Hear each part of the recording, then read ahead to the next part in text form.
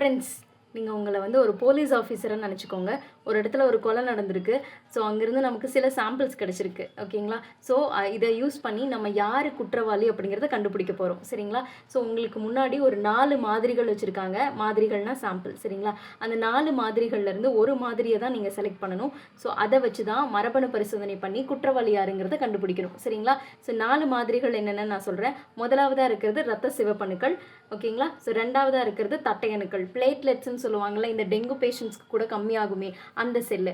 மூணாவதாக இருக்கிறது வந்து பார்த்துட்டிங்கன்னா நகம். ஓகேங்களா? அண்ட் நாலாவதாக இருக்கிறது வேர்முடி.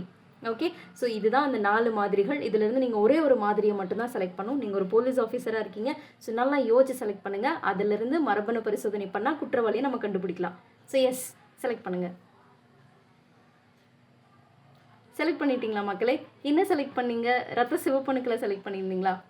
ரத்த சிவப்பணுக்களில் வந்து பார்த்துட்டிங்கன்னா உட்கருவே இருக்காது. உட்கரு இல்லை அப்படிங்கும்போது உள்ள மரபணு இருக்காது. மரபணுனா டிஎன்ஏ நம்மளோட ரத்த சிவப்பணுக்களில் கிடையாது.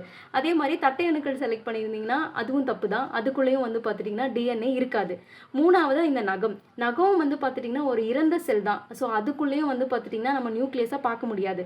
ஸோ நீங்கள் வேர்முடி செலக்ட் பண்ணியிருந்தீங்கன்னா கங்க்ராச்சுலேஷன், அதுதான் கரெக்டான ஆன்சர். ஏன்னா இந்த முடியில் பெருசாக எந்த டிஎன்ஏவும் கிடைக்காது. ஆனால் வேர்முடி, ஹேர் ஃபாலிக்குல்னு சொல்லுவோம் பார்த்தீங்களா, அதில் கண்டிப்பாக டிஎன்ஏ இருக்கும். ஸோ அந்த டிஎன்ஏ வச்சு நம்ம யார், அதாவது அந்த மரபணு பரிசோதனை பண்ணி யார் குற்றவாளி அப்படிங்கிறத நம்மளால் கண்டுபிடிக்க முடியும். ஸோ இந்த கொலை நடக்கிற இடத்துல வெறும் முடி மட்டும் கிடைச்சா ஒன்றும் பண்ண முடியாதுங்க.